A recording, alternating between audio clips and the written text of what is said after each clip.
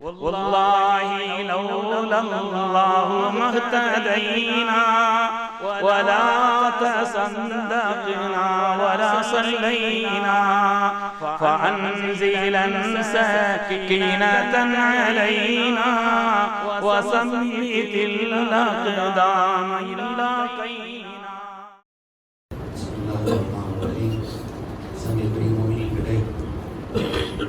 இஸ்லாம் என்ற இந்த மகத்தான மார்க்கம் உலகத்திலே செழித்தோங்கி எல்லா நிலையிலும் உயர்வாக இருக்கிறது என்று சொன்னால் அதற்காக நம்முடைய முன்னோர்களான சாலிஹீன்கள் பெரும் தியாகங்களை பெரும் அர்ப்பணிப்புகளை தீனுக்காக நிறைந்த ஹிதுமத்துகளை செய்திருக்கிறார்.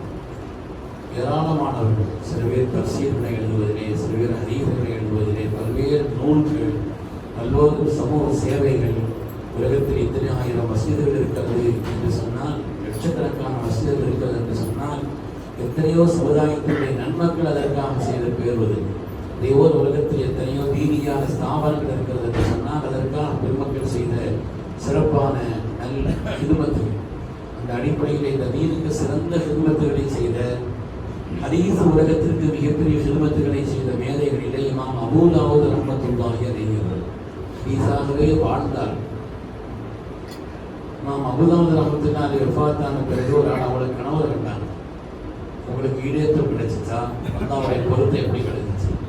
அவங்க சொன்னாங்கன்னா, என் ரப்பு எனக்கு சொர்க்கத்தை தந்தான் ஒரு சுன்னத்தை நான் பேணியதற்காக, ஒரு சுன்னத்தின் மீது நான் கொண்ட அக்கறைக்கா அப்படின்னு சொன்னாங்க. என்ன விஷயம் கேட்டாங்கன்னா, இல்லை நான் ஒரு தடவை படகிலே வந்து கொண்டிருந்தேன், எதிர்த்து அருகிலே வந்த ஒரு படகு, அதிலே உள்ள ஒரு ஆள் தும்பினார். அவர் தும்பின உடனே அல்ஹம்துலில்லாஹ்னு சொன்னார். தும்மிய உடனே அல்ஹம்துலில்லாஹ்னு சொல்றதை யார் கேட்கிறார்களோ அவங்க சொல்ல வேண்டிய வார்த்தை இரஹமுக்கல்லாஹ்னு சொல்றாங்க. நான் இரஹமுக்கல்லாஹ்னு சொல்றதுக்குள்ள அவர் படகு கடந்துருச்சு. எனக்கு கவனம் இல்லாமல் நான் இருந்துட்டேன். என்னுடைய படகு கரைக்கு சேர்ந்துருச்சு. சேர்ந்த பிறகு நான் பார்த்தேன், தும்மனவருக்கு நாம இரஹமுக்கல்லாஹ்னு சொல்லலையே அல்ஹம்துலில்லாஹ் கேட்ட பிறகுன்னு சொல்லி அவசரமாக ஒரு வாடகைக்கு ஒரு படகை எடுத்து ஒரு திர்ஹம் ஒரு தங்க காசு கேட்டார். அதை கொடுத்து வேகமாக போய் அந்த படகனா அருகிலே சென்று அவரை பார்த்து இரஹமுக்கல்லாஹ்னு சொல்லிட்டு நான் திரும்பினேன். இந்த செயல் என் ரப்புக்கு பிடித்து விட்டது. அல்லாஹ் தஆலா இதை கொண்டு எனக்கு சொர்க்கத்தை காரணமாக்கி தந்தான் என்று இதற்கு நாம் அபூ தாவூத் ரஹ்மத்துல்லாஹி சொன்னார். 6 அங்கீகாரமான பிரபலமான அங்கீகாரமான கிதாபுகள் 6 சொல்லுவாங்க. புகாரி, முஸ்லிம், அபூ தாவூத், நஸஈ, திருமதி, இப்னு மாஜான்னு சொல்லி அந்த 6 கிரந்தங்களிலே சுனன் அபீ தாவூத் என்ற ஹதீஸ் கிதாபை எழுதியவர்கள் இமாம் அபூ தாவூத் ரஹ்மத்துல்லாஹி. அவருடைய அசல் பெயர் சுலைமான். அவங்க தான் எழுதுனாங்க. 5 லட்சம் ஹதீஸை மனப்பாடம் பண்ணியிருந்தாங்க. 5 லட்சம் ஹதீஸுகளை மனப்பாடம்னா ஒரு ஹதீஸுடைய வாசகம் மாத்திரமல்ல. இந்த ஹதீஸை எனக்கு சொன்னது யார், எனக்கு சொன்னது யார், அவர்களுக்கு சொன்னது யார், அவர்களுக்கு சொன்னது யார், கடைசியாக செல்லந்தாலே செல்லுவார். இந்த சனதோடு கூடி 5 லட்சம் ஹதீஸை மனப்பாடம் பண்ணியிருந்தார்கள் இமாம் அபூ தாவூத் ரஹ்மத்துல்லாஹி அவர்கள். இந்த மாதிரி திருமதி அவர்களுக்கும் இமாம் நஸீ அவர்களுக்கும் உஸ்தாத் இவர்கள். 2 ஹதீஸ் பெரும் நூல்களை எழுதி தந்த இமாம் திருமதி, இமாம் நஸீ இருக்கிறாங்களே, அந்த 2 பெருமக்களுக்கும் உஸ்தாதாக திகழ்ந்தார். இந்த மாதிரி உலகமெல்லாம் சுற்றி திரிந்தார் ஹதீஸை எடுப்பதற்காக. பெருமக்களுடைய சேவைதான் என்று சிரமம் இல்லாமல் நமக்கு ஹதீஸுகளை பார்க்க உதவுகிறது. மக்கா, மதீனா, அது மாதிரி ஈராக்கு, குராசான், பஸ்ரா, உலக நாடுகளெல்லாம் ஹதீஸ் கலையில் தேர்ந்தவர்கள் இருப்பதற்கு சென்று அங்கெல்லாம் ஹதீஸை தேர்ந்தெடுத்தார்.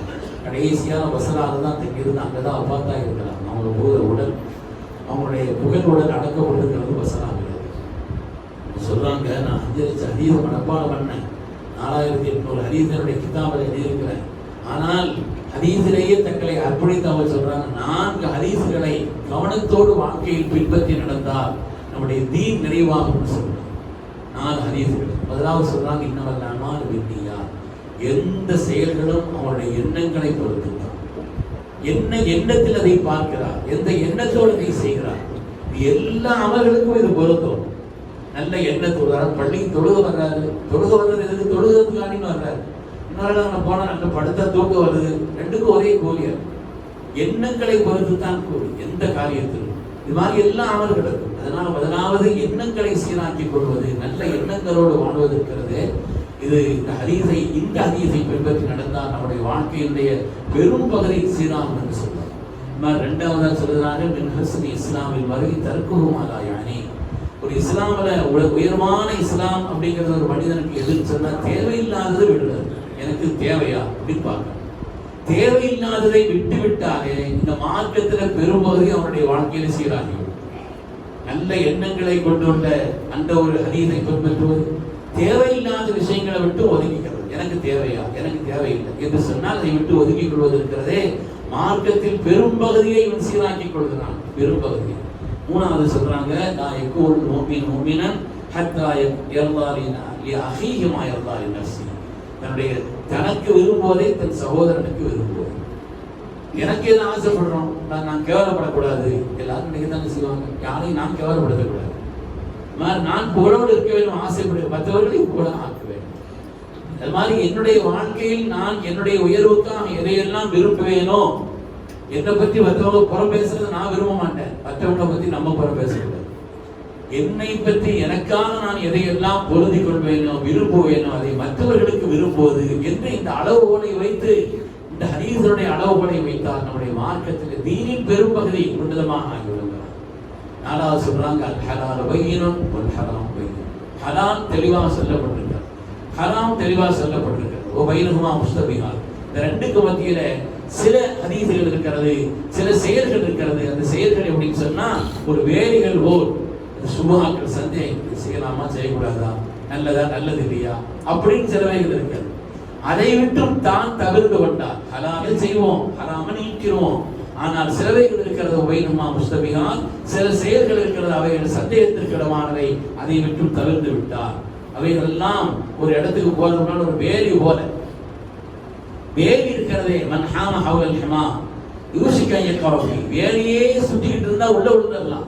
ஒரு கிணத்தினுடைய சுற்றுச்சோர் இருக்குது, அதையே சுத்திக்கிட்டு இருக்காருன்னா உள்ள விழுறதுக்கான வாய்ப்பு இருக்கு. எனவே யார் சந்தேகத்திற்கிடமான விஷயங்களாக இருக்கிறதா அதை நாம் ஒதுக்கிக் கொள்வது. இந்த பணம் ஹலாலா ஹலாலா தெரியல என்று சொன்னால் அதை விட்டு நீங்கிக் கொள்வது.